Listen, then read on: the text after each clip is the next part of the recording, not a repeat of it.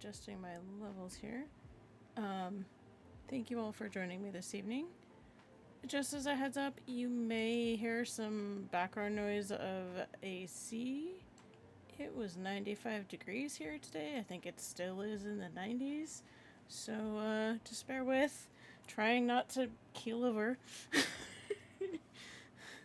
So, I'm here, but there's also AC. So that I don't melt. For those of you who may be new to the channel, welcome. Thank you for joining us this evening. My name is Meshla. I am primarily an audiobook streamer. I write and read my own fan fictions, primarily in the Star Wars genre. And I've been reading through several stories. We are currently in the second series called The Sith Duology, and we're in the second story called Redemption. This evening we're going to be reading chapters 5 and 6. And if we can read another one, cool. If we can't, at least we got through 5 and 6. Alright. So, let me know how my levels are doing. I'm still tweaking stuff a little bit. Alright.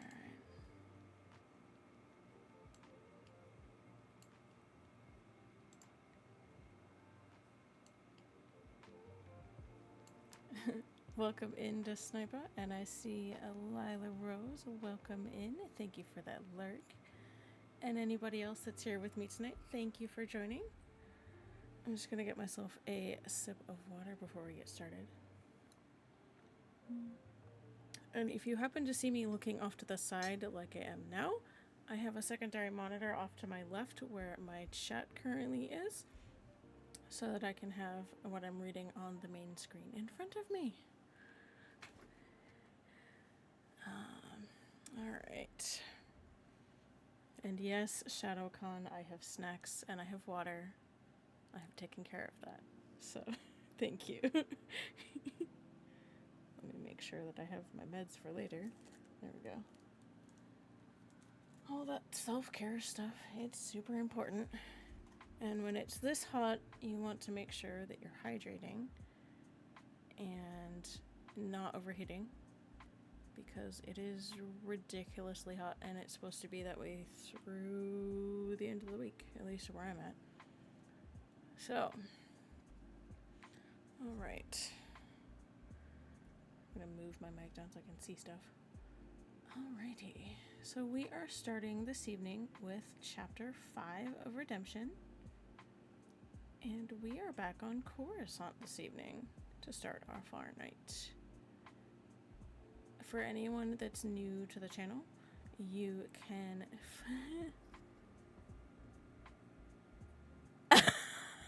Sorry. I want it back now. Like, so bad. Send it back my way, dang it. You're being a rain hog. We're supposed to get some this weekend, though, I think, which would be good. Yes. Definitely could do some rain, so if you want to do a rain dance, anything like that, to send us some rain on the East Coast, that would be nice.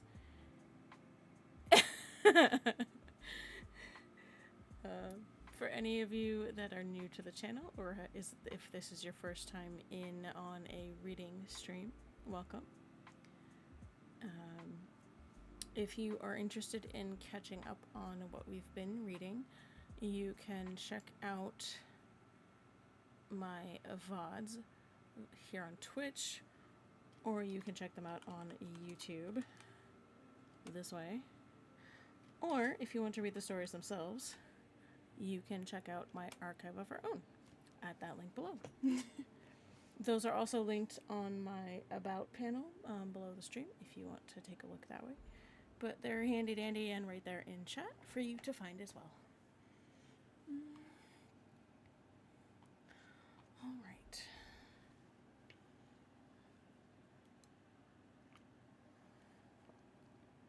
Okay. I have water. I have snacks. Let's do this. Hold on, my music disappeared. There it is. Okay. Music disappeared.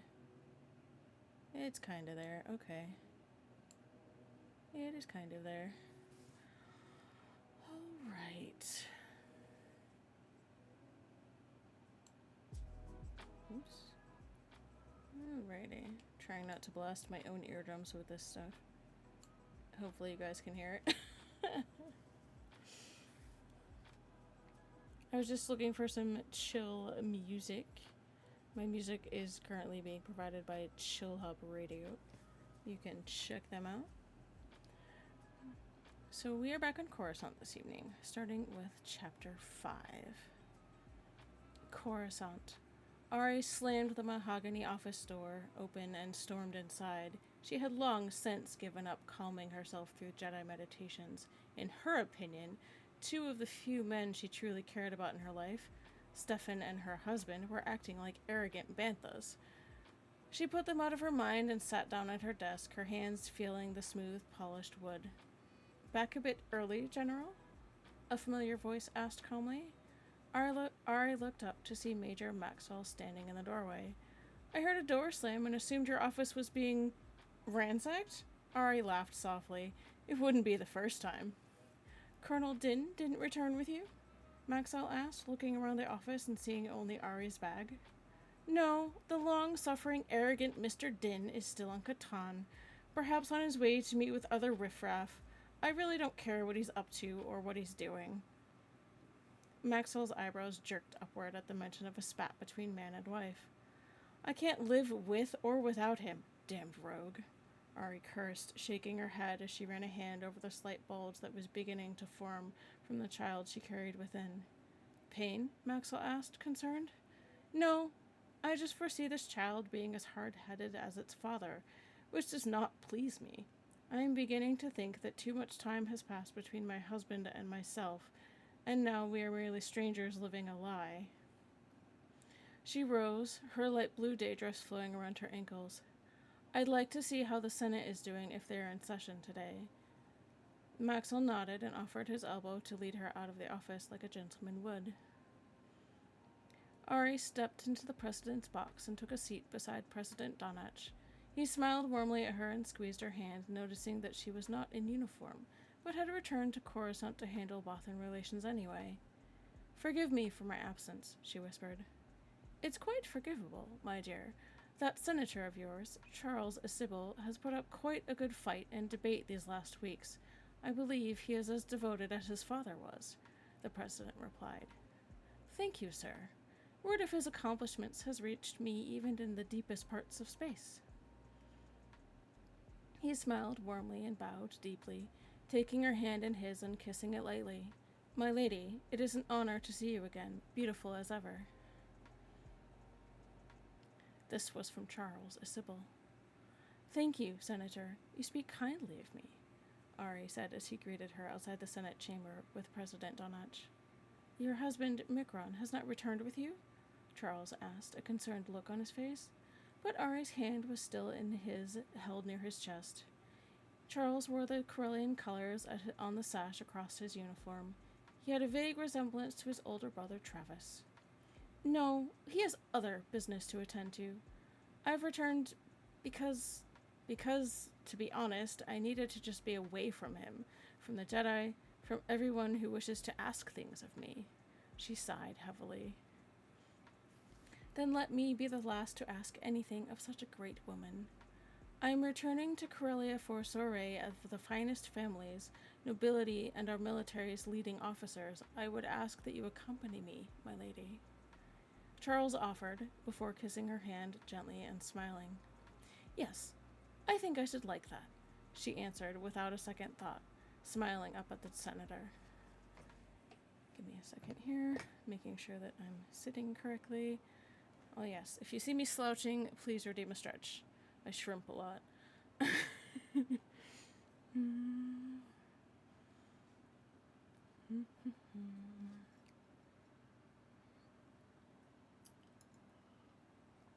Alrighty.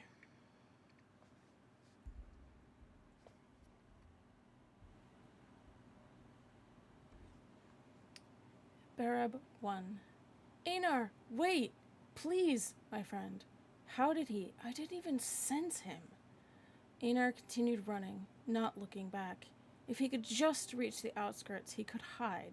He knew this place like at the back of his hand. Seeing Stefan again brought back painful memories. A chill ran up his spine as he wondered why Stefan had come after him.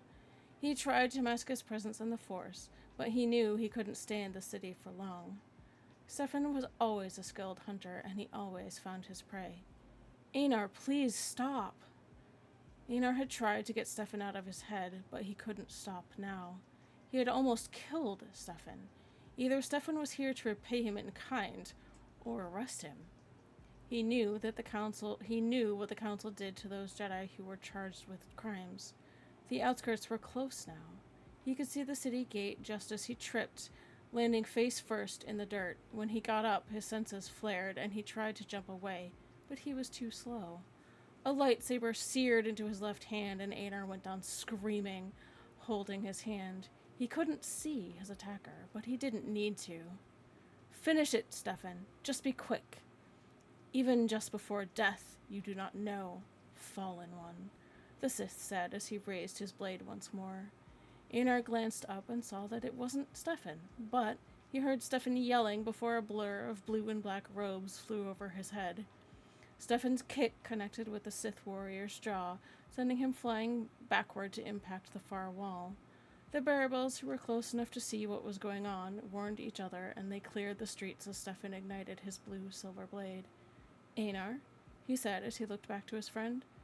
Are you all right? Stefan? Einar asked cautiously as he started to get up. Why, I thought... I'll explain later, but you need this, Stefan said before tossing something towards him. Einar immediately recognized his lightsaber and plucked it from the air. Stefan, I thought you were here to kill me. Never, Stefan said as he faced off with the Sith, who was starting to get to his feet as well. Nor will I let anyone else harm my friend. What say you, Sith? Do you want to let your masters know we're ready for you, or do you wish to die in battle?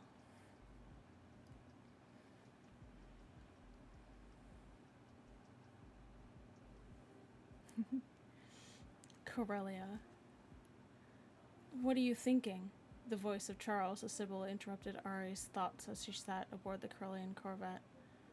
It was an expensive cruise sport model that only a Corellia's nobility could afford.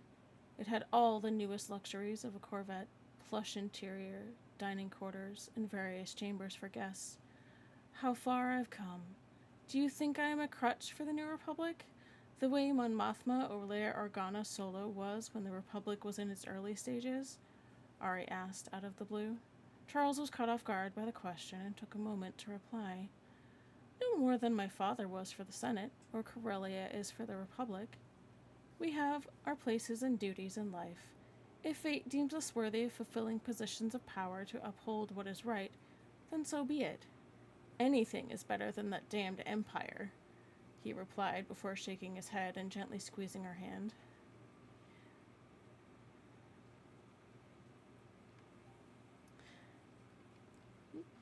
Give me one sec. I forgot a scene transition. Sorry. Barab 1. Not that it matters, Jedi, the Sith snarled as Stefan and Einar fanned out. But I don't have a clue as to what you're talking about. But you called me the Fallen One, Einar said, arching an eyebrow. And that is supposed to mean something to me? The Sith tossed the question back at him. Any fool could see that you have tasted the darkness, and I can see that you liked it. I will never fall again. You Jedi are all so predictable. What makes you think anyone cares? Without breaking a stride, the Sith charged Stefan and Einar. Catan. Mick was drenched in sweat when Andrea's voice broke his concentration. She had asked if she could join him. He'd been in Stefan's training wheel, practicing anything to get his mind right before this trip to meet Talon.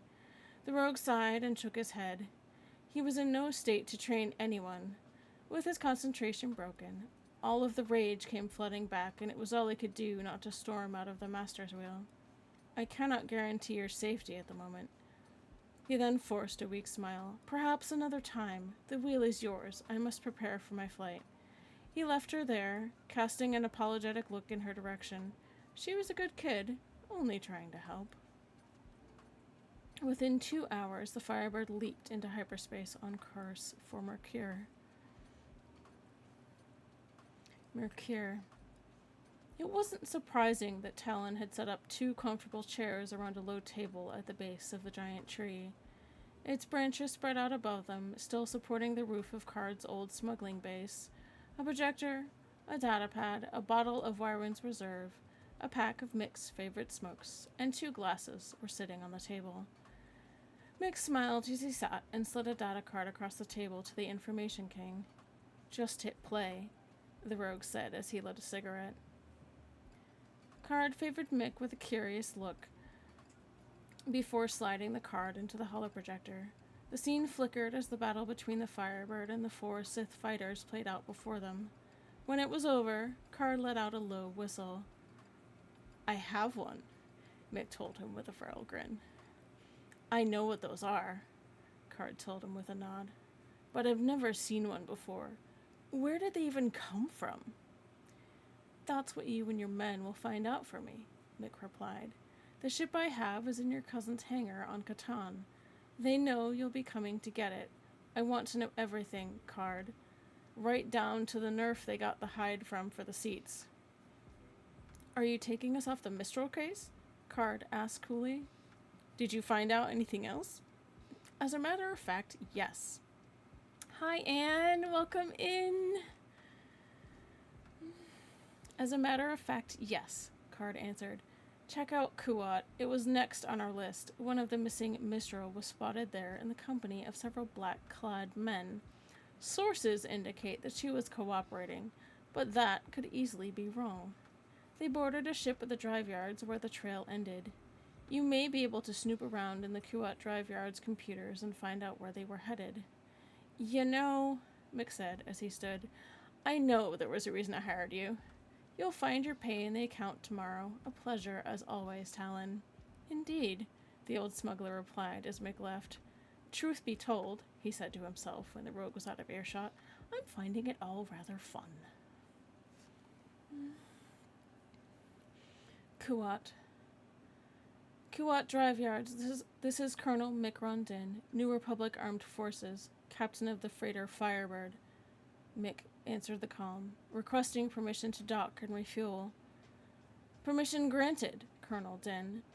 KDY control came back. Get in line and follow the beacons. Roger that, Mick sighed as he steered his ship to the end of the never-ending line. It was the busiest shipyard in the galaxy, so he'd expected a line, but this was ridiculous. Might as well get comfortable, he thought, as he kicked up his boots on the cockpit's HUD rim. He was in for at least a 4-hour wait. Corellia. Oh, it's absolutely to die for, Ari gushed as she delicately fingered the red velvet evening gown trimmed with Corellian rubies, red lace, and a crimson boa shoulder wrap and matching red slippers. Only the best for the lady, Charles returned, smiling, pleased that Ari was happy with the selection of evening attire, which he had personally made for her by his tailor.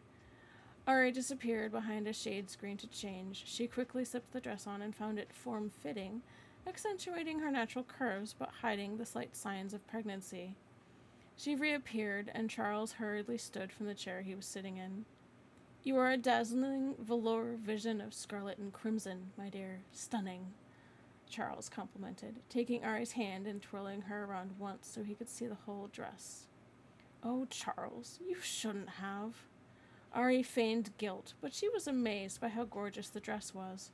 She felt Charles' hand slip gently around her neck from behind, and she looked down to see a princess-cut drapery necklace of Corellian rubies being fitted around her neck. Charles dropped a matching pair of drapery ruby earrings in her hand, and she marveled at their clarity and color as she fastened them in place. There, the crowning touch for such a princess, Charles smiled, pleased with her appearance. You will surely be the belle of the ball." She blushed. "Everyone will be saying I clean up well." She laughed softly, knowing most saw her in her military uniform and never civilian clothes, much less an evening gown. "And I shall challenge anyone to a duel that says otherwise about your beauty or tries to steal you away from me tonight," Charles told her, before he kissed her hand softly. My, this must be what it's like to be of Corellian nobility, to live the life of jewels, dresses, balls, and never have to worry about money or what goes on in the rest of the galaxy, she thought to herself as Charles led her out of the room and to the grand hall where the soiree had already begun. The grand hall was filled with military officers, nobles, and some of the wealthiest Corellians, with women dressed in flowing gowns, clutching their arms, talking, drinking, laughing, eating, dancing, and all enjoying the music. The sound of a full symphonic orchestra playing a classical music filled the hall. The lavish decorations of ribbons, flowers, sprigs of fern, and other flora decorated the massive marble pillars that held up the ceiling.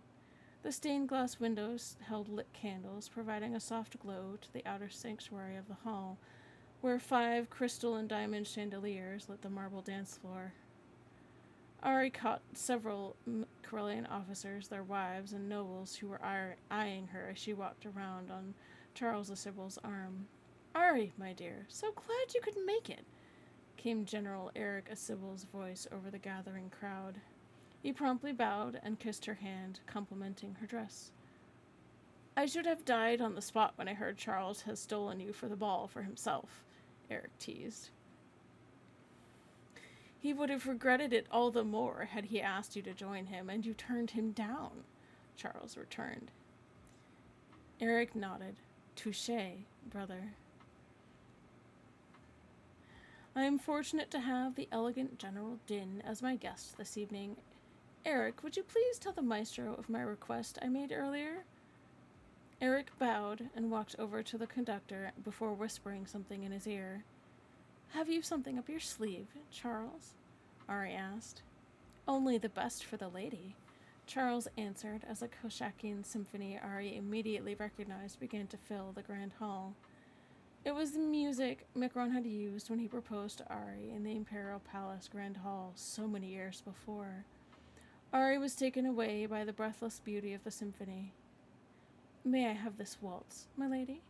Charles asked, bowing before her and taking her hand, before he placed his other arm gently around her waist. Barab 1.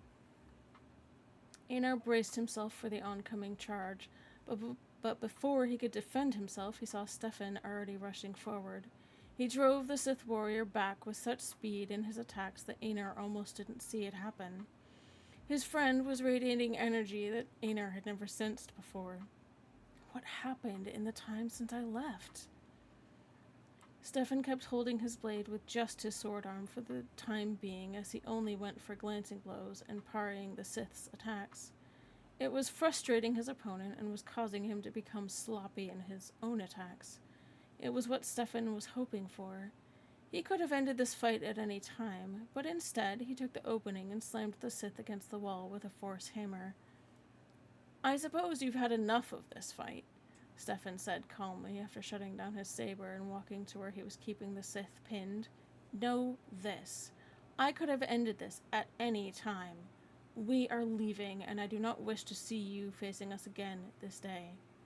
"You can stuff your advice, Jedi," the Sith said with utter contempt.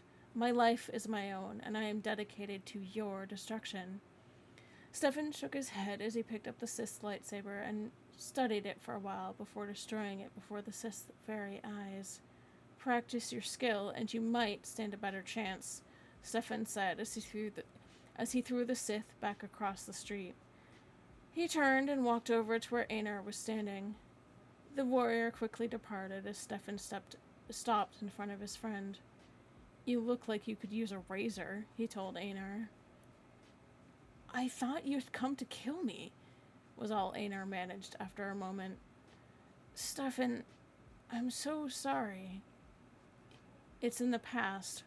Over and done, Stefan told him as he raised his hand to hold off the rest of Einar's sentence. Oops, sorry. Come on, Rhaenys has the ship waiting for us.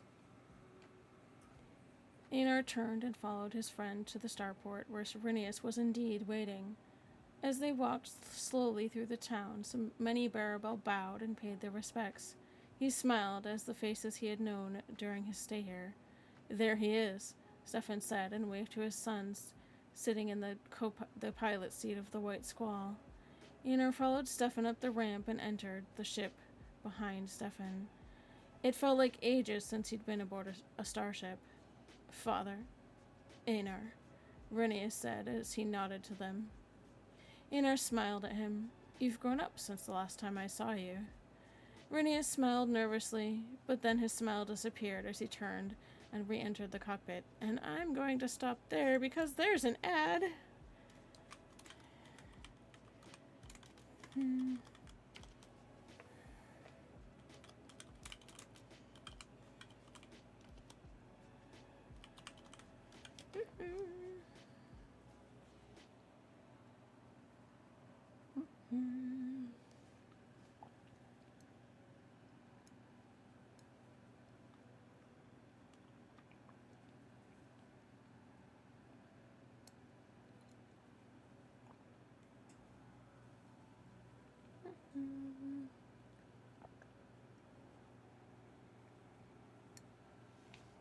All right.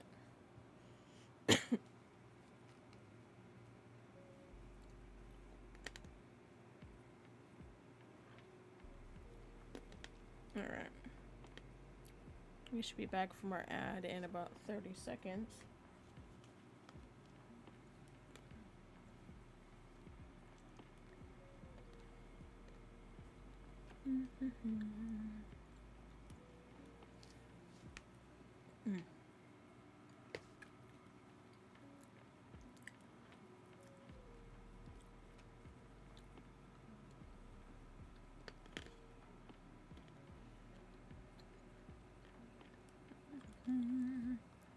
Welcome back from the ad. Thank you so much for hanging out and sticking out through the ad. I appreciate it. Those ads help support the channel, so I appreciate you hanging out. I took the opportunity to hydrate and get a little bit of a snack. All right.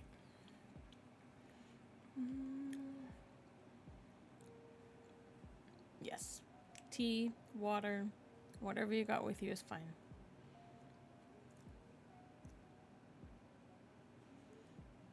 I deserve as much, Einar thought to himself. Don't worry about it, my friend, Stefan told him before resting a hand on Einar's shoulder. Let's sit. Calf? Einar grinned.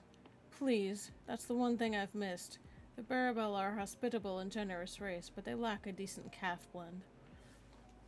Stefan laughed as he handed Einar a steaming cup. The two friends shared a laugh for what seemed like ages. I've missed you, Stefan. I've missed my friends, my family. Stefan smiled and set his cup on the table. We've missed you, too, my friend. I never got to tell you that I'm so sorry about what happened to Kate. Einar looked away as Stefan mentioned his wife. It still stung when he thought about it. Thank you, Stefan. I appreciate that, and I'm sorry for almost killing you. Stefan grinned after a moment. No worries. It was really my own doing. Now, Rhaenys will take us to Catan to meet with the others. No. Stefan looked sharply back at his friend. Turlon's there. I can feel him. Please, Stefan, I can't see him yet. Very well, Stefan said as he nodded. He understood Einar's feelings, not wanting to see his former student. Not just yet, anyway. I think Ari will want to see you, though. Ari, Einar whispered between sipping his calf. I don't know if that's... You have to start somewhere, Stefan told him. I'll see if Ari's home. Enjoy your calf. Stefan left him sitting there and went to the cockpit as Rhaenys broke orbit. He typed in a comm frequency for Coruscant. Galactic Defense Office, this is Major... Maxwell started to say until he recognized his caller. Master Card, I wasn't expecting to hear from you for a while. That's all right, Major, Stefan told him. Is the General in? I'm sorry, Master Jedi, but the General is not on Coruscant. She accepted Senator Asibel's invitation to join him on Corellia. Odd, Stefan whispered as he ran some things through his mind. Thank you, Major. He cut the channel and punched in another set of numbers that only he knew. Well, this is a surprise, Talon told him, fingers clasped before him on the desk. I'm told I have something that I need to look over in your hangar. You spoke to Mick then, Stefan said as Renee's focused on flying. Did you note any hostilities in his voice at the time? Come to think of it, Talon said. There seemed to be something eating at him. Should I be concerned? No, of course not, Stefan said as he thanked his cousin for the information and shut down the comm channel. Irenaeus, set course for Corellia, best possible speed. When Stefan turned around, he came face to face with Einar. That was Talon Card, right? Stefan nodded.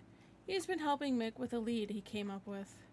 Hey now, remember I've been out of it for a while, Einar told him with a grin. Stefan motioned for him to sit down.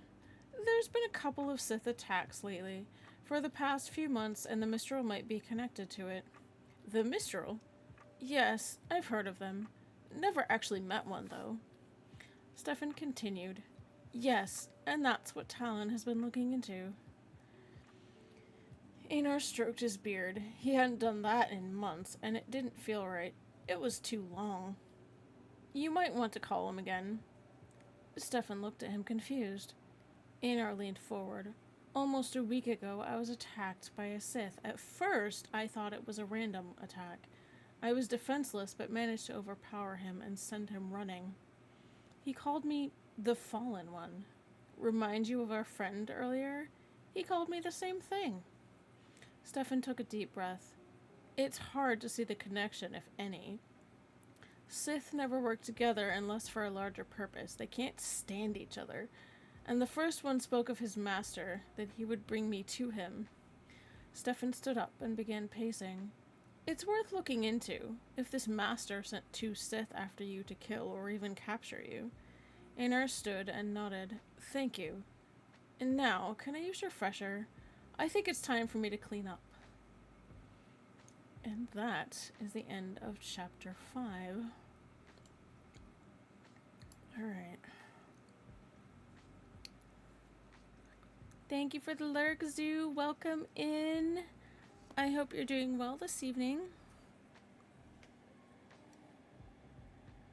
Oh my god, Frosty Tools. Sorry, I almost choked on my water. Oh wow, Frosty Tools.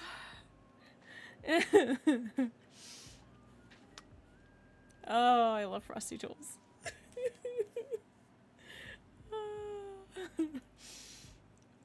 For those who are not aware, I use Frosty Tools for shoutouts. It responds to the lurk command, things like that. It's a little bit of AI, I suppose, but it's cool because it customizes the response to whatever the individual person has been saying in chat. So it's really neat. Sorry, I literally choked on my water. That was pretty good. Alright. Let's see. Okay.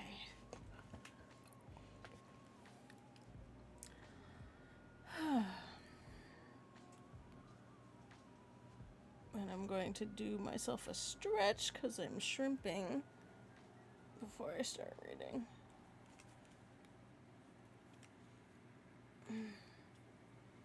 Okay.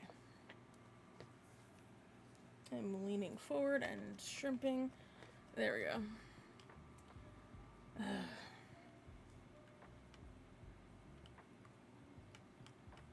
Okay. Alright.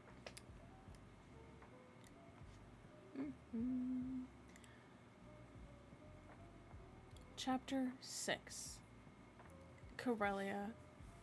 Ari's head hummed with pleasant laughter, Corellian waltzes, champagne, and perfectly aged wines as she twirled around the dance floor with Charles, feeling like a princess. It was late, and she had drunk enough wine to make her to dull her senses, and her skin felt pink and warm. The lights from the chandeliers were mere streaks in her blurred vision as they continued to dance. Suddenly, a horrendous sound from a nearby explosion rocked the hall. The lights flickering slightly, and dust fell from the ceiling, pelting the dancers. Charles pulled Ari close to protect her from falling debris as Eric ran over to them. "What the hell was that?" Eric asked as the two of them looked out the stained glass windows. "From what I can tell, the Bel Iblis Nomar Scientific Research Building just went up in flames," Charles replied. His eyes dark and his eyebrows slanted downward as he struggled to observe the distant building from the windows. "The what building?" Ari asked, slightly drunk and not really comprehending what had just taken place. "Our research lab where the military and medical units perform experiments in technology and medicine," Charles calmly replied, still studying the smoke rolling off the distant building. "Should we go see?" Ari asked, steadying her balance on Charles' arm. He looked her over and then glanced at his brother. "We should, but you should retire, my dear. You've had a bit too much to drink tonight," Charles told her quietly. "I'll be sober by the time we get there," she told him. "All right, then. Eric, help her to my speeder, and I will make excuses to Aunt Bernice and the rest of the family," Charles answered. Eric nodded in reply and gently took Ari's hand from Charles before leading her out of the great hall to a waiting speeder. He helped Ari into the back seat, and she plopped down drunkenly. Eric took the front passenger seat beside the lower-class driver. Charles returned quickly and took his seat beside Ari, shutting the speeder door as it took off in the direction of the research facility. The word is that there was a break and entering on the facility, and then, as the guards arrived to investigate, they tripped the security alarm. An explosion took out 4 of the guards. Charles relayed what little information he had gotten from family and other military officers before leaving the building. "My presence here didn't go unnoticed," Ari commented, leaning more towards the window of the enclosed speeder, debating on if she was going to be sick as she fought off waves of nausea. "I don't think this is related to your being on Corellia, my dear. No one knew of your arrival until you were presented at the Great Hall on my arm. Old Charles here didn't even tell his own brother that you had accepted his invitation to the ball." Eric smirked, throwing a half-smile at his older brother and Ari. "It needn't be advertised, Eric. She is still married to that Jedi fellow and is our former sister-in-law." "Maxwell knew," Ari said in disgust as another wave of nausea hit her. "Who, milady?" Eric asked. "Major Brent Maxwell, my personal advisor and assistant. He knew I was leaving Planetside." "Perhaps you shouldn't have had as much to drink?" Charles asked softly, taking Ari's hand in his. "Forgive my forwardness, milady, but are you not with child?" Eric asked, the sudden realization hitting him. "Yes, I am," she answered, inhaling deeply. "Then you should not be drinking," Eric said. "Posh pooey. A Jedi as skilled as I am can prevent alcohol from reaching the fetus." Eric nodded, understanding better why Ari had allowed herself to drink wine and champagne that night. The speeder stopped outside the Bel Iblis Nobar research facility, and Charles helped Ari to her feet. She had been using a force cleansing technique to sober herself. "Lieutenant, what happened here?" Eric asked once one of the guards recognized him as head of Corsac. "Sir, Project Alpha was stolen," the lieutenant answered after a moment's hesitation. Eric's face went white. "Are you sure?" "Yes, sir. The project itself, as well as the data disks and plans. The explosion was a diversion for the thief to get away," the lieutenant informed him. "I want this place sealed. No press, no street cops, just Corsac personnel and Cordef shut down any interplanetary traffic. I want all ports searched. We must find this thief. Are you sure it was only one? Sir, yes, sir. We have only one set of fingerprints on the container, and they could not be traced in by anyone on our team. They belong to someone who is not in the system. I argued for mandatory fingerprinting of all citizens and visitors to Corellia, and our government doesn't listen. They say it's a violation of sorry. They say it's a violation of citizens' rights. And then this happens, Eric ranted. I happen to agree with Father on this one, Eric. It's a violation of rights, a severe one. No matter, the thief will be caught, Charles told him firmly. Someone want to fill me in on Project Alpha? Ari asked, blinking hard, and realizing that neither Charles or Eric had been listening to her questions previously. They both looked at her and ceased bickering. Fill you in as our guest on Corellia? Or as General Din, head of Galactic Defense? Eric asked, cocking an eyebrow. Ari sighed heavily. I'm here as a guest, so talk to me as a guest. Come on, we'll go to my office, Eric told her. Ari sat stunned. You've got to be kidding me. I'm afraid not, Eric answered. He had just explained that Project Alpha was Corellia's leading military weapons program and one of the most advanced weapons since the Death Star. Only, this weapon wasn't massive as the Death Star or flyable like the Sun Crusher. It instead consisted of two metallic balls that were roughly the size of Katani oranges, 12 inches in diameter.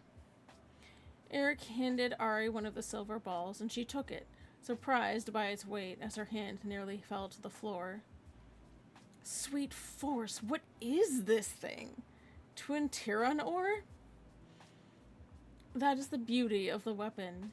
Its small size allows for intense gravitational fields to be emitted when put next to another alpha sphere, Eric explained.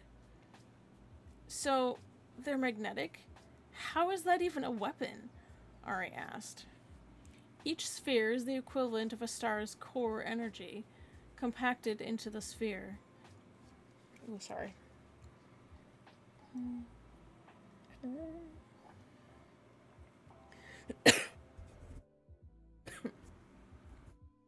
Got something stuck in my throat. Alright, there we go. The free-floating electrons begin to race inside the sphere when the sphere is brought next to another, due to magnetic attraction. The intense increase in electron activity boosts the energy level until the two spheres give off an electrical shockwave that can penetrate anything, Eric continued. I don't believe that, Ari said, setting the sphere on Eric's desk in the holder with some difficulty due to the weight. Would you like a demonstration? Eric asked. Yes, I would. I believe my force shields can absorb the energy, and thus it would not be a capable weapon against Jedi skilled in such talents, Ari said. To show her enthusiasm, she put a hand out in front of her, and a force shield immediately formed around her, a shimmering protective bubble. Very well, then.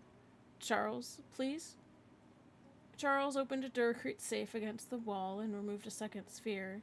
Eric set the first sphere on the floor and then climbed onto his desk. Charles set the second sphere on the floor beside the first, and quickly scrambled onto Eric's desk beside him. The two men stood on the desk watching as the magnetic attraction of the two spheres slowly drew them together, and a burst of light and a blue glowing energy ring emitted from the spheres in a circular pattern, like ripples on water until they reached Ari's force shield. Eric and Charles shielded their eyes from the intense light that occurred when the energy ring hit Ari's shield. When they looked back, she was lying on the floor unconscious. Oh, look, you've killed her! Charles swore at his brother as he jumped off the desk and lifted Ari from the floor and found her to be breathing. Griffin Corellians gotta have the best weapons all the time, Ari muttered, coming to as she still twitched slightly from the energy. These were only prototypes. The secondary version that was to be reproduced for military use was the one that was stolen, Eric commented. Those are going to be dangerous to any power-driven equipment. computers, and not to mention knock a person off their feet like a bad hangover, Ari replied. Well, they still need to be approved by the Senate, Charles told her, looking Ari over with concern. She brushed her velvet red dress free of static particles and fluffed her boa before adjusting the necklace carefully. That's definitely going to make it difficult for many Jedi if these fall into the wrong hands, she said. A comm on the desk beeped and Eric answered it. Yes? A Master Card and a Master Algernon are preparing to land on pad 480R. They wish to speak with General Din. Einar, Stefan found him, Ari thought to herself, surprised. Sorry. I'm gonna pause and get a drink of water.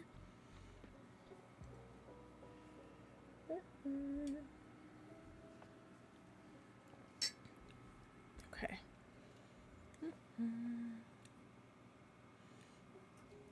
Kuat Drive Yards. The ship was on an automated course for the docking bay, and there was still 2 hours to go. Flesh ripped as knuckles were torn on the punching bag in the cargo hold.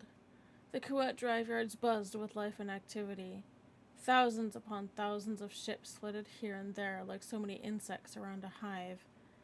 Blood ran freely down the bag and pooled on the deck beneath. People went about their lives, their work, their everyday. Nothing was out of the ordinary. Nothing was wrong. Sweat mingled with blood and stung knuckles numb with pain. Life went on in the galaxy as it had for a lifetime.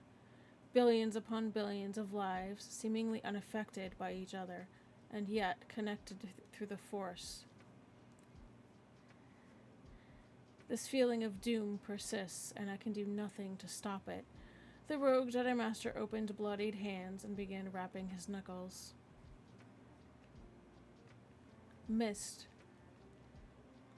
Tonight, we strike back, he called to the frenzied crowd, the emotion rolling off of them like the sweetest of nectars did saturate him so. He fed off of it. Tonight, we teach the Jedi what we have learned from them. He enticed them more, and was rewarded with the rush of energy they bled. Fear. They will fear us as we have feared them for millennia. They will know what it is like to wish for a place to hide and pray for a quick death. They hunt us. They kill us. And why? Because we believe something they do not? They say we are of the dark side, and I ask, what makes them light? The answer is their own arrogance. The Jedi shall fall, and we shall pick up the broken pieces of their puppet government.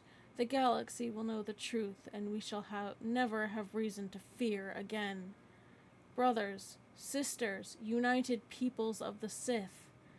The crowd was on the verge of explosion. This is our time. This is our war. We strike from the shadows, hard and fast. We move on the Jedi in our prime. They will fall, and the Sith shall be free. Ecstasy. He believed that was the word for a feeling like this. Kuat Drive Yards. In the space between heartbeats, an organized screen of green, gold, and blue blips became a riotous depiction of crimson chaos. Unidentified ships were jumping in all around the drive yards, and there were enough of them to completely ensnare the system in a huge death trap. Sound the horn! Major Trent Duncan shouted over the cacophony in the control room. Battle stations, every man able. Sensors, what's the count? 20, 2-0. Victory class Star Destroyers, 10, 1-0. Imperial class SD2s. 50 smaller frigates and assault ships, and 1 super Star Destroyer. They have an SSD? Trent nearly went white as he gazed at the visual display of this new fleet on the monitor above. Indeed, they did have a super Star Destroyer, and the name painted on the side shook everyone who saw it, down to the very core. The Executor lived once more. There was the briefest moments of shock, and then Kuat Drive Yards experienced an apocalypse. Coruscant. Coruscant Control, what's going on out there? Insane. 100 warships and an SSD? Where did they come from? Every comm channel in existence buzzed with life and death and the chaos of war all around Coruscant. The orbital defense platforms, even the Golan 3s, were out of commission. The planetary shields were still holding, but holes had formed in places, and enemy dropships were pouring through the cracks in the defenses. Surprisingly enough, this strange new enemy was using ion cannons, and the casualty total of this onslaught was thus far 0. Corellia. Sir, Kyle Omas reported, I'm picking up some strange gravitic anomalies near the edge of the system. Captain Rance calmly took a position behind Lieutenant Omas and peered at the screen. It's the pre-disruption before a ship drops out of hyperspace, the senior officer explained. I know, sir, Kyle answered. That's not the strange thing, however. Kyle expanded the range to cover the whole of the Corellian system. Captain Rance drew in a breath. Sound the alarms, he cried as 100 battleships winked into existence all around the Corellian system. And there, too, was an SSD, this one bearing the haunting name of Lusankia. Coruscant. The entranceway of the Jedi Temple began to glow a bright orange before blowing inward in a shower of sparks and hot durasteel. Lightsabers flashed and clashed amid the smoke. A veritable force storm raged throughout the entire temple. Sith battered down Jedi caught completely unawares. The Sith all wore a form of breath mask, and when the green fog began to roll throughout the temple, the Jedi realized why, but it was too late. One by one, the Jedi fell unconscious, and the Sith carried their sleeping bodies back to the command ship.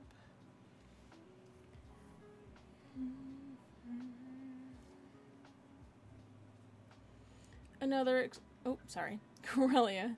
Another explosion rocked the building that Ari, Eric, and Charles were in, but this one was different. There was no fire. There were no alarms. It was almost as if the air itself had exploded, like a sonic boom.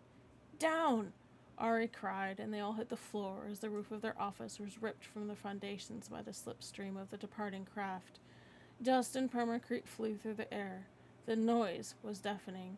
The chaos, poetic. Ari! She thought she heard someone call her name. Ari, are you okay? Groggily, she pushed herself off the dirt-strewn floor, her dress torn and battered. Instantly, a pair of hands took hers and helped her to her feet. Ari, are you all right? Stefan asked, but it was not Stefan that Ari was looking at.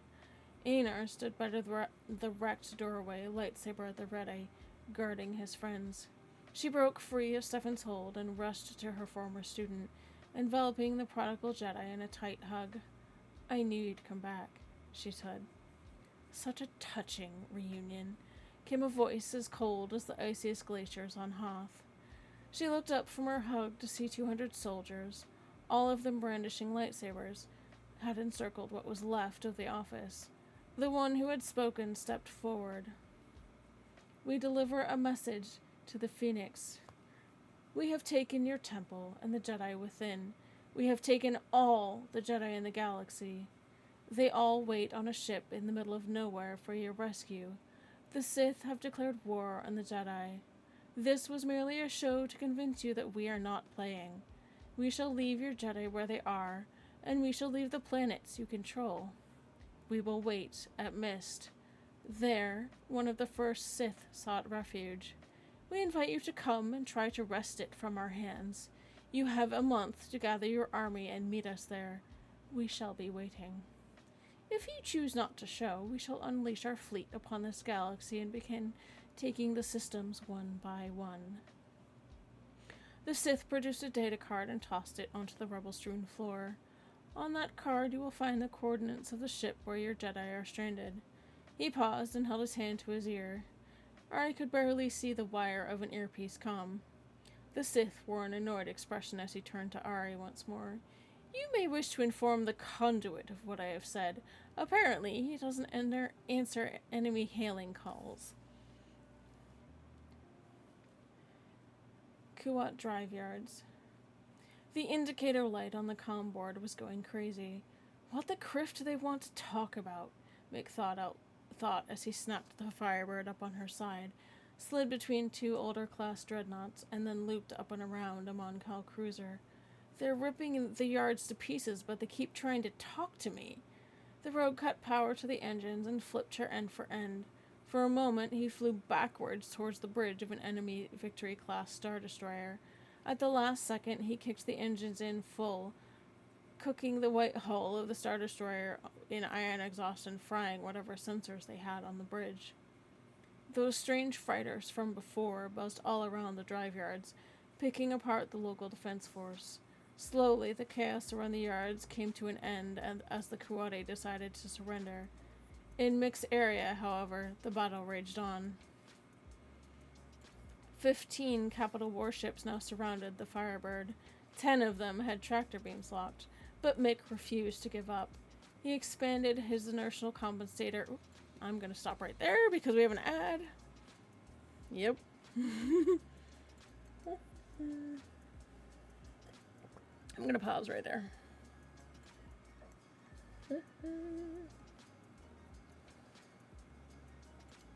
I don't want to read during ads.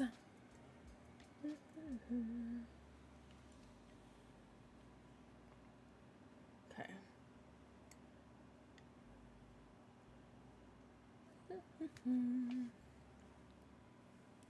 We'll be back from our ad in just about a minute. So hang tight. I'm gonna get a bit of a snack.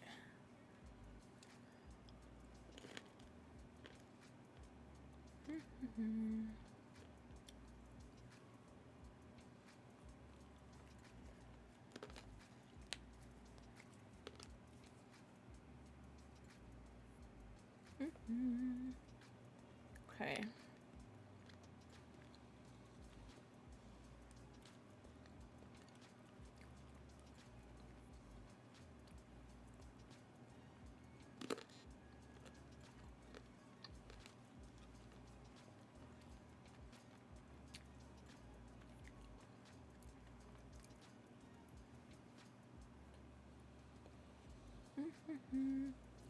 All right.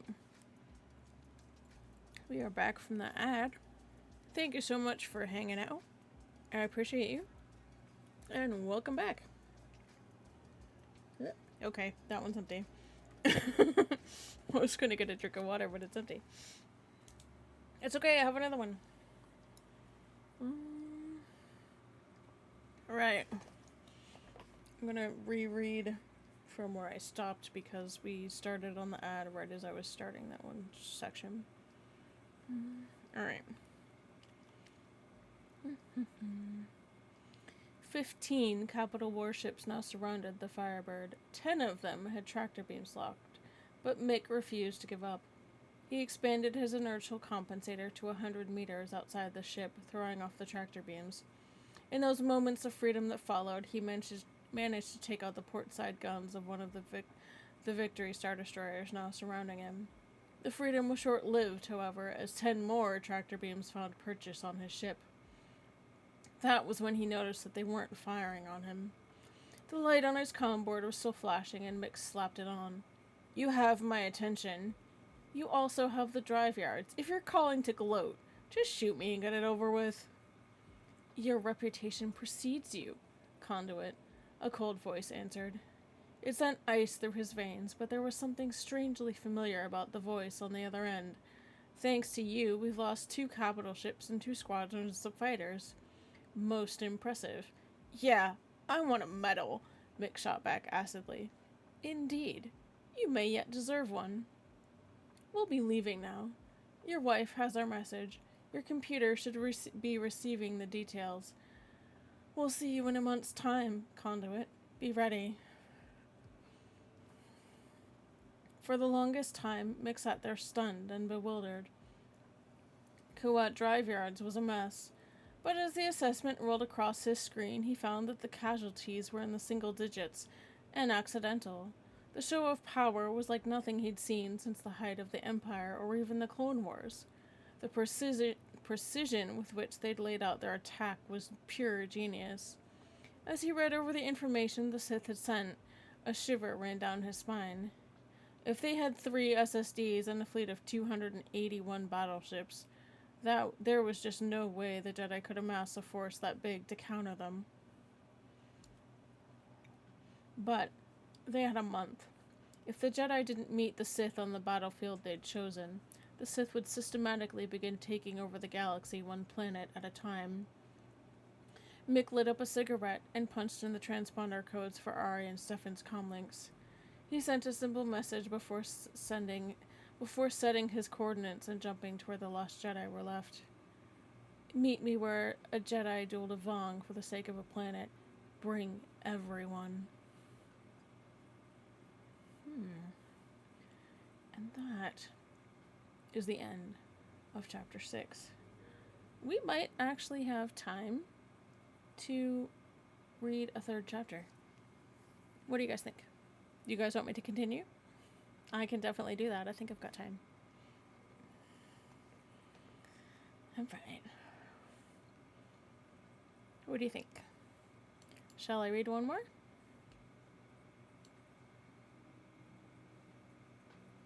Alright. Well, while you guys decide, I'm gonna have a snack.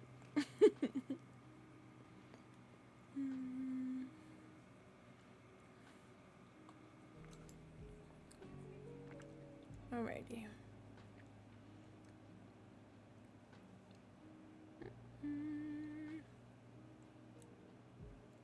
Okay.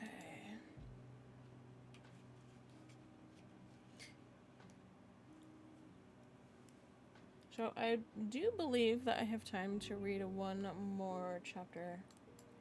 So I think I'm going to do that.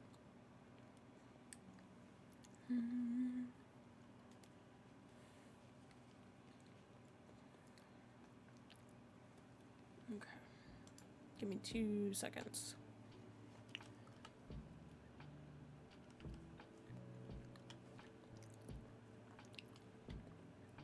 Of course, my mouse is being a punk. Alright. Okay.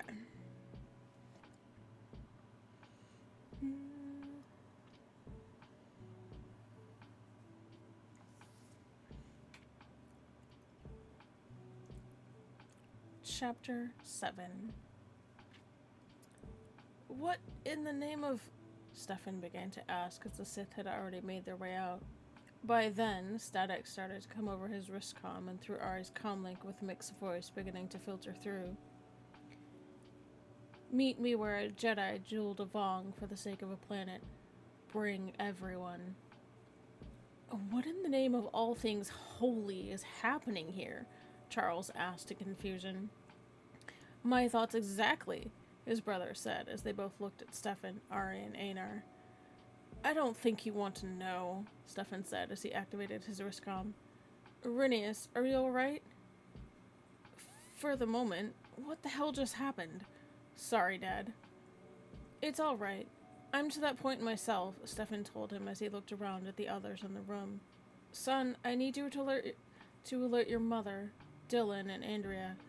We may need to meet up at some point. Dad, Rinius told him, I tried already. I got Mother and Andrea, but I couldn't reach Dylan. There was no answer on his comm. Alright then. Now Ari knew Stefan was biting back a series of curses under his breath. Start unlocking Blue Talon's docking clamps and be ready to set a course for Ithar once we're aboard. Aye, Dad. Stefan, Ari said as she caught his attention. You've got Blue Talon here? Aye, I thought it would be a wise precaution, and now? Brother, I think they might be able to compromise Blue Talon. What? Stefan asked as he looked at her, and then Charles and his brother. What are you talking about? Alright. The Maw. There it sat, just on the edges of the Maw cluster. The computer read the gravitational pull on the old battered cruiser at 10 meters per hour. The Jedi aboard would be lost to the black holes that made up this astrogational nightmare within 2 days. Mick checked his scanners for the 100th time. He was running at full power, so anyone within the system would know he was there. Still, he wasn't picking up anything on sensors. There were no mines, fighters, or anything else. Just the battered cruiser. He ran through the cloak-finding program Talon had Gent produce. It had cost him a fortune, and he wasn't even sure if it worked. But the rogue trusted card. The cloak finder read negative as well. He tried hailing the battered cruiser, to no avail. Let me turn that down a little bit. Okay. Turn that down just a little. Okay. There were Jedi aboard, but they seemed far too peaceful for prisoners of war. They're sleeping, Mick told himself, nodding as he opened his eyes. Well, there's nothing for it. I just hope I can fit them all on the Firebird. With a steady hand, Mick Rondin guided the Firebird into the hangar of the old cruiser. He was rescuing a people he didn't wholly agree with so they could fight in a war that he wasn't sure he wanted to fight against an enemy that wanted nothing more than revenge. Something inside him balked at the idea. The Force? But there was something about Mick that differentiated him from the Jedi and Sith alike. He honestly didn't care about the galaxy or the people in it. He held his friends and loved ones above all else. That was why he was rescuing these Jedi. That was why he would fight in this war. Because his friends would be, and he would protect them, no matter the cost. Corellia. Ari reached out angrily and snapped the data card up with the Force, staring at the location where the Sith had just stood. Oh no, not on my watch. She ripped the tattered boa fringe from the top of her dress. The dress itself was a total loss, but that didn't concern her at the moment. Charles, she said, turning towards her brother-in-law, we will need more of those sphere things. A lot more. We'll produce as many as the factory allows in place of the missing original plans, Eric answered confidently. Stefan, these energy spheres could disable Butalin in a nanosecond. If we could use them against the Sith and their fleets, we could easily take them. As well as help from my most hated creature, Ari said. Yasamiri, Stefan answered as Ari nodded. I really hate those things, but between my husband, myself, the spheres and the Yasamiri, and all the Jedi we can gather, plus my fleets, we'll give them the fight they've been wanting. Einar, you picked a hell of a time to come home, she told him. He merely shrugged. We must regroup, Stefan told her. We're on planetary lockdown, remember? Charles answered, looking over at his brother. Eric had been on the comm with his Corsic staff, ignoring Ari and Stefan's conversation. The latest news is that 100 warships exited hyperspace in the Corellia system, set off our invasion alarms, triggered response teams, and then winked out of existence. There's no trace of them anywhere, Eric told them after a moment. Vector points? None. They targeted our radar systems before we could get a trace. Eric rattled off the news as it came to him over the comlink. They were showing their strength in numbers, coaxing a fight, Ari interjected. If 100 ships were within striking distance of Corellia, one of the most heavily guarded and patrolled systems, then I hate to see what... Einar began. Hi, Espresso! Coruscant, I must contact Major Maxwell, Colonel Turner, and my husband, Ari blurted out. She thumbed her comm on and punched in Maxwell's secure frequency, but all she got was static. She looked up to Charles. Comm towers are dead. We were hit. I've got word that the Kuwait drive yards were torn apart. The Jedi Temple breached. Bilbringi shipyards hit. Storage and grain centers were destroyed. Andalore's mining operation shut down. Eric continued to list off various locations. Livda? They hit Livda's moon? Charles asked in disbelief. That makes no sense. Sure it does. Coruscant is my military home. Corellia my home away from home. And Livda my permanent home. I'm surprised they didn't hit Koshak.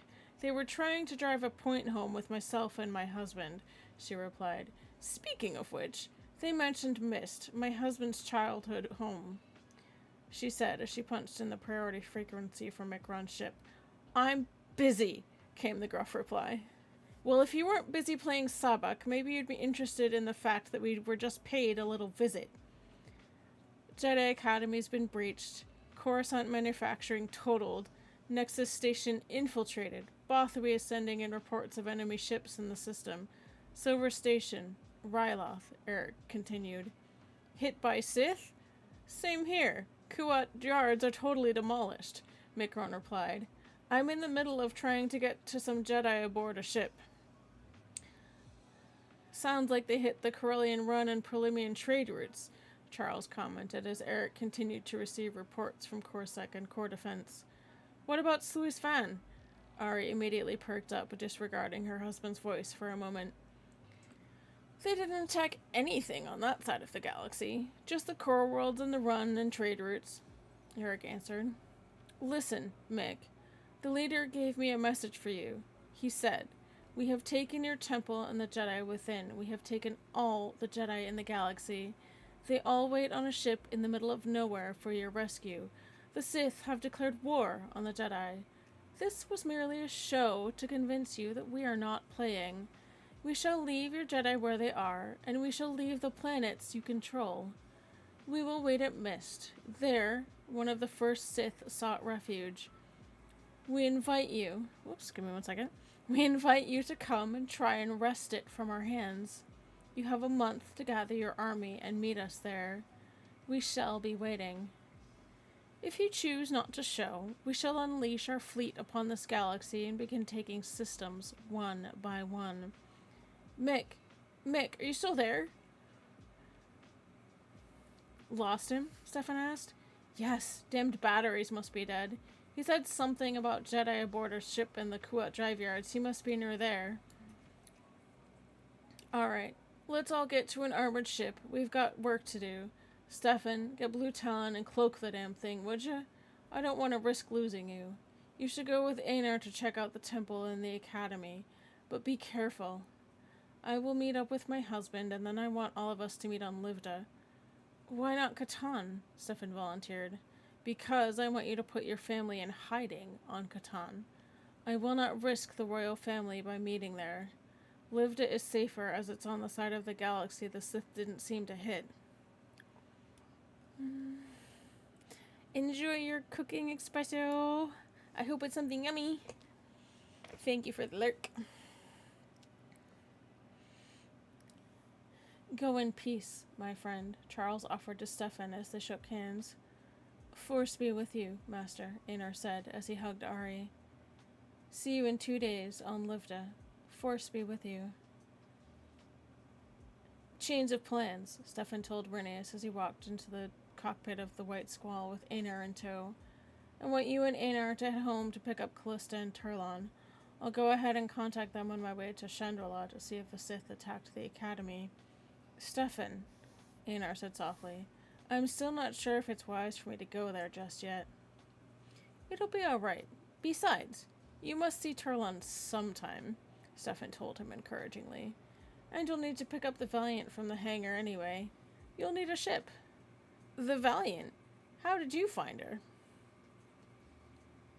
I was playing a hunch when I was looking for you last year, Stefan said as Renius brought White Squall's engines out of standby. I ran into that pirate's nest you had dropped her off at and cleared it out. She's still tuned and ready to go. Dad, Renius called as he broke orbit. Blue Talon's ready for separation. Probably need to go ahead and take her out. Right you are, Stefan said as he patted his son's shoulder and rested the other on Einar's. Force be with you both. I'll let Mother know you're both on your way. You found him? Jade asked over the hypercom between Catan and Blue Talon. He and Renius are on their way from Corellia right now, Stefan told her. Make sure that Callista and Zan are ready to go in a few hours. Andrea can take your X-Wing or ride on White Squall or Valiant. I'm sorry, Daddy, his daughter said as her image appeared just below her mother's. I'm not going to be able to come with you on this one. Why is... Stefan started to ask before his senses caught up, and a moment of clarity hit him. Is it possible? How far along? 3 months, Andrea told him. Edward and I just found out this morning while you were away. Well, he was speechless. He knew it would happen, but it caught him off guard for the second time today. Then I'm going to say that you take my future grandchild, Catherine, and your mother and make sure you're all safe with everything that's going on. Is it going to be like Renvar and Endor all over again? Jade asked. My love, I fear this will be much, much worse, he told them truthfully. Rhaenys hasn't been able to reach Dylan, but I think he's alright. I'll try to look for him after checking things at the academy. Ari wants us to meet her on Livda after that. Just be careful, Jade told him. That's all I ask, because I won't raise this grandchild alone. I give you my word. Oops, sorry.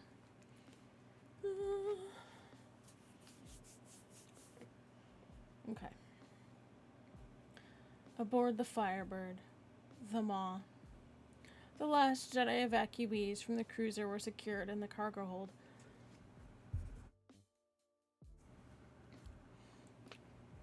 Tables, chairs, and cushions had been scrounged from the aging cruiser to accommodate all the passengers aboard the Firebird. Thank you, Jedi Din, a council member told him. Without your assistance, we would have had a difficult time. Stow it, Mick sighed. It's Master Din to you, pal, and without my assistance, you would have had a lot more than a difficult time. If I hadn't flown out here and gotten you off that aging rust bucket, you and your council would end up free-floating atoms.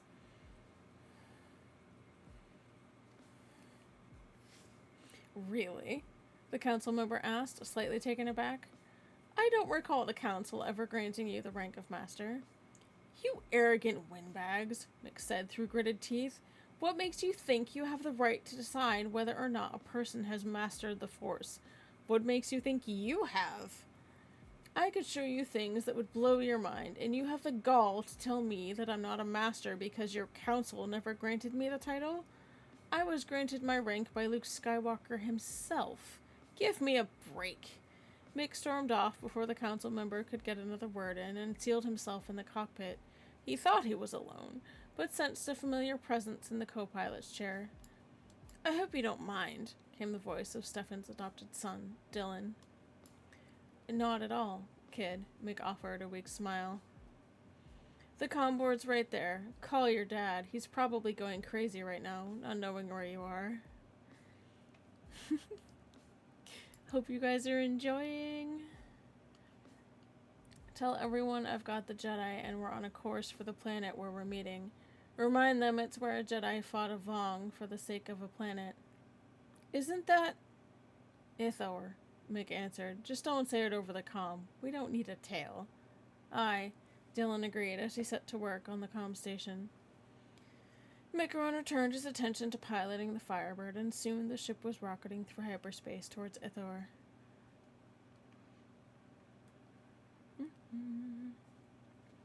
Give me 1 second. Oh, I forgot to transition again. Wait.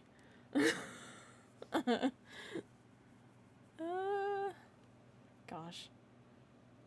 I believe that they're on Livda? I could be wrong. Okay, 1 second. Ari hugged her grandson tightly, and Charlone kissed her forehead after pulling out of her embrace. I'm so glad you weren't taken, she whispered. My mission took me away from the action, Charlone told her with a shrug. I've got your call message and came as soon as I could. Grandmama, what about the ones who were taken? Your grandfather is seeing to that. I've transmitted a new comlink code so he can reach us here on Livda without it being compromised. So what do we do now? Turlon asked as he and Ari inventoried the weapon stock. Ari's comlink began chirping wildly and she grabbed it off the nearby table. Mick? She asked, hoping it was him on his way home. Yeah, Mick replied. I've got a cargo hold full of pompous council members and Jedi sheep. I wanted to get to Ithor as quickly as possible so we could get organized, but I've heard now that you've made other arrangements to meet on Livda? Yes. Mick banged his head on the console. Why? Did you get my message? Did you not get the code? I don't understand. Trust me, Mikron, Ari pleaded. I have weapons here, weapons that will help in the coming war. Great, Mick said a little too sharply. Put them on a ship and get your ass to Ithor. The planet may be dead, but the Jedi need to gather there. They need to see and feel that wound in the Force. They need to realize a few things. And besides, Ithor is a perfect staging point for the Outer Rim and Mist. I should know. The rogue sighed. Babe, I don't want to fight. We can't afford it right now. Please, just do this for me. Get a good-sized cruiser, load up these weapons, and call your military. Ithor needs to be our backstop in this war. Where one rogue defied a culture, so shall another.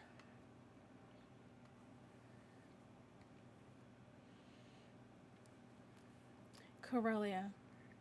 Stefan had finished punching up enough channels to start a conference over the hypercom as he pulled Blue Talon in a gentle arc to line up with his exit vector.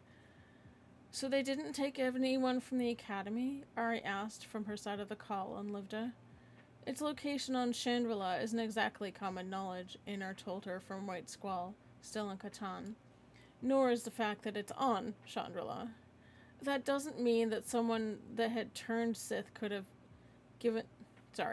That doesn't mean that someone that had turned Sith... Sorry, 1 second. Phrasing.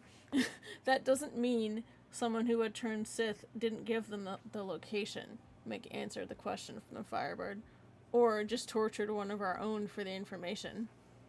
Well, figuring that out can wait till later, Stefan said as he finished putting in his hyperspace bearings. You got everyone off? Everyone, including me, Dylan said from Firebird's co-pilot seat. There's been some heated debate since then, but everyone's appreciated Mick's effort. That's good to hear, Stefan said as he just remembered to deliver some news.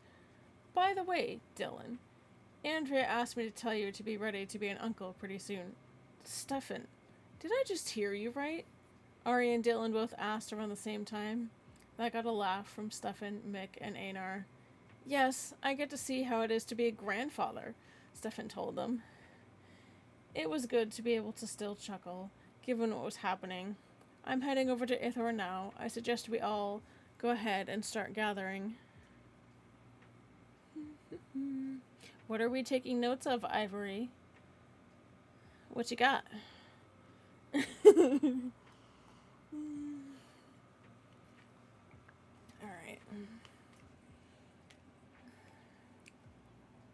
Okay.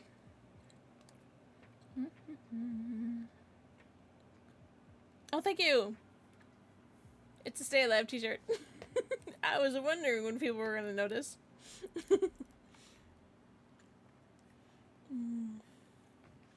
Yeah. I have a switchover one too, which I wear on opposing Wednesdays.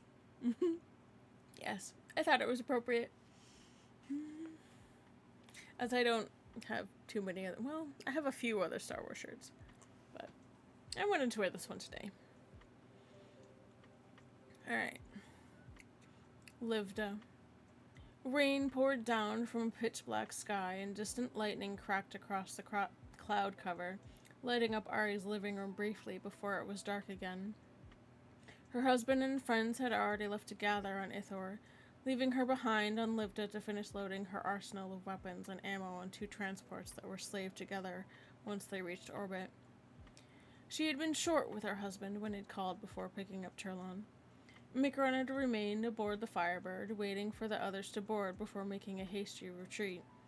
Ari assumed he must be pretty mad if he hadn't wanted to see her. She'd make it up to him, somehow. She shed her tunic and black pants before stepping inside the refresher. Hot water ran over her bare skin as she leaned her weight on her hands against the wall, letting the water roll down her back. She breathed deeply, inhaling the warm, moist air, and closed her eyes. She didn't like fighting with her husband, but she didn't have the patience for his rash actions as she might have earlier in their marriage. Even though her body was younger now, her heart still felt a lifetime older. Her mind was filled with memories she couldn't forget, although she may have wished them gone. Father said this day would come. The suns of Coruscant were blackened. There had been a double eclipse a year ago. Father, be with me. I don't know how we will win this one, Ari thought to herself as the hot water poured over her body. She turned to lean against the wall, water flowing over her face as she closed her eyes. She finally turned the water off and stepped out of the fresher, toweling herself dry. With a towel wrapped around her middle, she crossed from the bathroom to the kitchen in the spacious house. Dank and Chan, her 2 hounds, followed at her heels across the kitchen floor as she opened a cabinet beside the fridge, where she pulled a decanter of Kashakian whiskey. She poured herself some and quickly downed it before pouring another.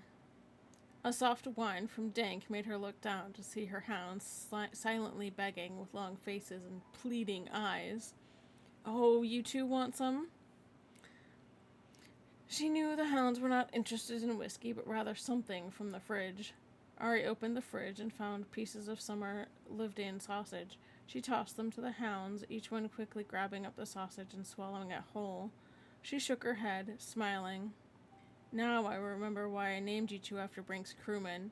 You 2 are such rim rats. It's unbelievable, Ari thought as she walked from the kitchen to her bedroom and slipped into her nightgown. Lightning flashed. Oops, sorry, I'm going to stop right there because we have an ad. Try not to read during those. Be nice for anybody that does not have Turbo or a subscription. So, take a chance to hydrate, get a snack, get a stretch. We're actually just about done with this chapter. So, and please do let me know if I'm reading too fast. I'm actually actively trying to slow down. So please let me know if I'm reading too fast.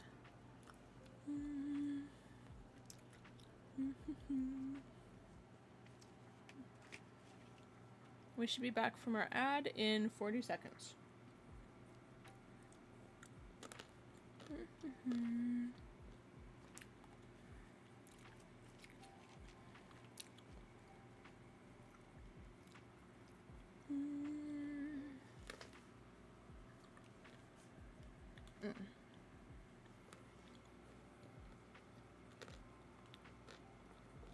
All right.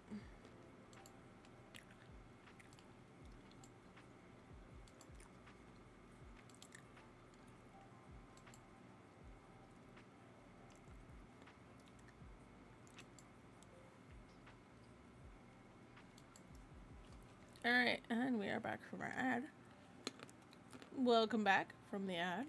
Thank you for hanging out through the ad. I appreciate you. Let's see. Alright. I'm gonna pick up where I started reading when we got rudely interrupted by our ad. Here we go. Now I remember why I named you 2 after Brink's crewmen. You 2 are such rim rats. It's unbelievable, Ari thought as she walked from the kitchen to her bedroom and slipped on a black nightgown. Lightning flashes lit the room briefly before a clap of thunder followed. The storm had gotten closer and more intense as lightning continued to cast shadows upon the walls. The hounds whined, concerned, but Ari petted their heads. She tied her hair up with a black ribbon and ordered the hounds to lie down beside the bed. They did, and she slid between the sheets. As she lay back, she found herself leaning back into the arms of a clothed,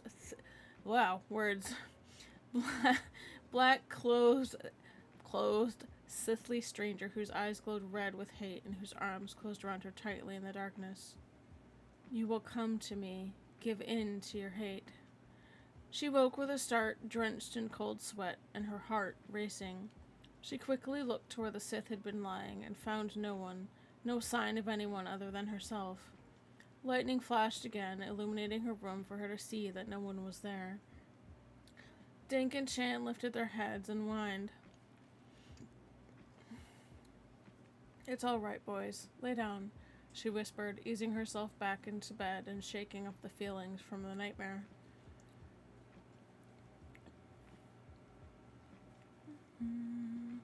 Catan. I may have been gone for a year, Aenor said on a secure connection between Valiant and Blue Talon, but I know egos when I see them and hear them. Those two would even go against each other to ensure the Sith are defeated. Nodding, Stefan couldn't help but agree with Anar's take on Ari and Mick not talking to each other. And yet, they were both itching to take the fight to the enemy. I can't fault it, but they're as needed as everyone else. Anar, wouldn't you say this is a dire situation? About as dire as I've seen it, Anar replied quietly. Stefan's idea was starting to take shape, dire enough to, say, call in things they might not know about. Anar caught the direction of his thinking and paused as he considered it. The beacon? I think it's time we do just that, Stefan said as he sat up. How soon can you get here and meet up? I'm about to jump from the Ithor rendezvous now. I can be there in a few hours. What are you going to tell Mick? That we're going to be pulling in some extra help. Ithor. The Valiant rode the air currents following the landing coordinates for the site where a Jedi once dueled a Vong. Anar gently lowered the ship on repulsors and put the engines into standby mode. He then stood and gathered his things, attaching his respirator before lowering the ramp. It's time to feel the fire. He walked slowly down the ramp and shielded his eyes against the blowing sand. There was a storm brewing. After the Vong invasion, the planet was almost dead. It was mostly sand and rocks, with a few patches of green starting to grow again. The oxygen content in the atmosphere was low, but plants were starting to grow, creating more oxygen and rebuilding the planet. Anar, over here! Stefan called in a muffled voice. Anar looked over to where his friend was standing, a similar respirator covering his mouth and nose. He walked over and shook Stefan's hand. Then they turned and walked together to the temporary shelter the Jedi had built into the rock face. They removed the respirators and dusted the sands off their robes once inside. He looked around. You got the codes? Stefan nodded and handed Anar a datapad. It's all there. We should be able to activate the beacon with these codes. Good. I just hope that thing is still operational, Anar said, resting his backpack on the ground for a moment.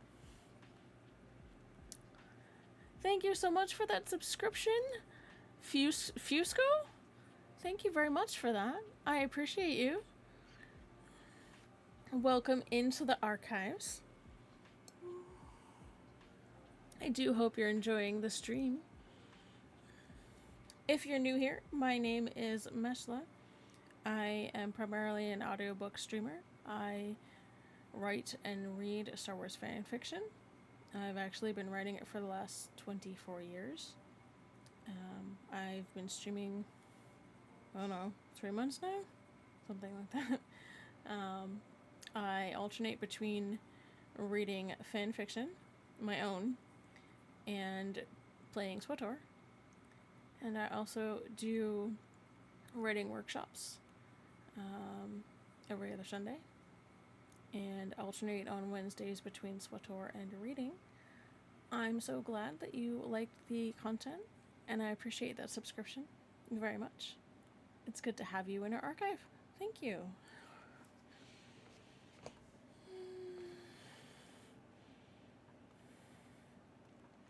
All right.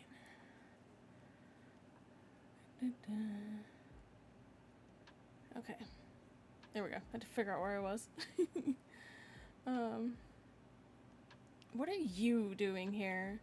Anar turned around and saw Mick standing there, arms crossed. Not now, Mick. This can wait, Stefan responded, coming to the aid of his friend.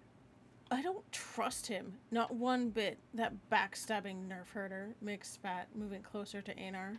So you're back, are you? The glorious Jedi Master back from exile to save the day. Just don't kill one of your friends this time, alright? Anar took a breath and looked Mick in the eye. Now listen, you self-centered egomaniac. I'm back. You need my help, and you know it. Not because I'm special, but because I'm willing to help, and this time around, we need everyone able. Anar started moving slowly towards Mick. And if you can't handle that, too bad. I don't care. I'm back, and I'm here to help. Mick looked dumbfounded at him, not sure what to say. Stefan smiled at the two and shook his head. Let's go, Einar. We need to hurry. We better take the Valiant for this one. Blue Talon would give us away immediately. Einar nodded and fitted his respirator back in place. Mick, I'll be in contact, Stefan said as he and Einar left the shelter. Mick nodded. I'll be waiting for your call. And that is the end of chapter 7. Dun dun dun. Suspense! Yes, there's a lot going on. Keep in mind that a lot of these stories were written back when I was in high school. So the grammar, even with lots of editing, is still a little clunky. And they were, these early ones especially, were actually written cooperatively. So a group of 5 or 6 of us back when I was in high school. So the writing style differs a little bit. And the grammar is rough and a little choppy. So I have been doing some pretty heavy editing to clean that up a lot. But it's still not perfect. So please bear with. I hope you guys enjoyed this evening. And give me 1 second. I do believe that my next stream is next Wednesday. I'm going to double check myself so I don't tell you the wrong thing. Because I have been known to do that. Let's see. Okay.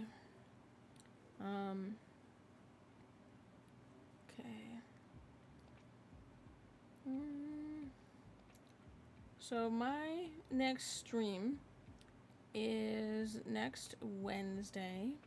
And I will be playing SWTOR. So, if you guys are interested in watching me run around and be crazy in SWTOR and potentially faceplant, feel free to come join. I don't claim to be a very, I'm not, hardcore raider or anything. I just play for fun.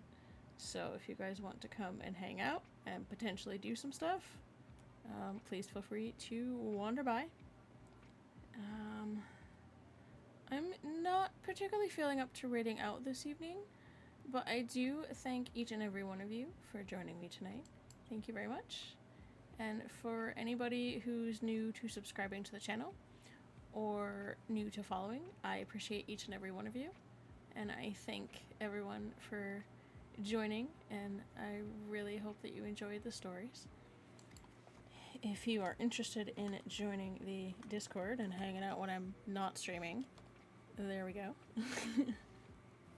And I do have some channel point redeems. I do have some bit redeems. Nothing super fancy.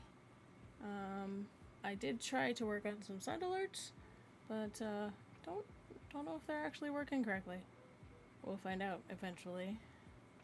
It's just, it's one of those things I'm working on. New to streaming, so I'm still learning how it all works. So, we'll learn together. I'm cool with that. But thank you, each and every one of you, for being here tonight. And I really appreciate you. Have a great evening and a great rest of your week. Thank you so much.